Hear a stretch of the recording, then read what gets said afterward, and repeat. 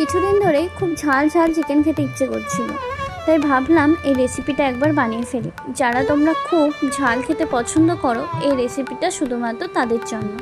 তো প্রথমেই চিকেনকে হলুদ গুঁড়ো, লঙ্কা গুঁড়ো, নুন, সর্ষের তেল দিয়ে মাখিয়ে কিছুক্ষণের জন্য রেস্টিংয়ে রেখে দেবো। চিকেন রেস্ট হোক, ততক্ষণে চলো আমরা চিকেনের মশলাটা বানিয়ে ফেলি। মশলা বানানোর জন্য সর্ষে তেলের মধ্যে গোটা গরম মশলা, গোটা জিরে, শুকনো লঙ্কা আর তেজপাতা ফোড়ন দেবো। ফোড়ন দেওয়ার পর পেঁয়াজ কুচি দিয়ে দেবো। পেঁয়াজে ব্রাউন কালার চলে এলেই তারপর দিয়ে দেবো টমেটো আর কাঁচা লঙ্কা।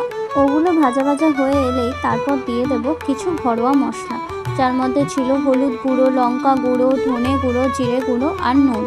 তো মশলাগুলো ভালো করে ভেজে নেওয়ার পর তারপর দিয়ে দেবো আদা রসুনের বাটা।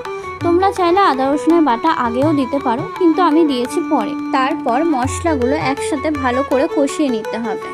কষিয়ে নেওয়ার পর তারপর দিয়ে দেব ম্যারিনেট করে রাখা চিকেনগুলো। কিন্তু তোমাদের এই একটা কথা মাথায় রাখতে হবে, এখানে এক ফোঁটাও জল দেওয়া যাবে না।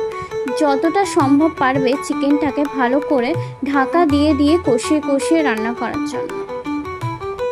ঢাকা দিয়ে দিয়ে রান্না করার কিছুক্ষণ পর দেখবে চিকেন থেকে জল ছাড়ছে। এইভাবে কষিয়ে রান্না করার পর সব শেষে গুঁড়ো গরম মশলা দিলেই ব্যাস রেডি আমাদের শুকা চিকেন।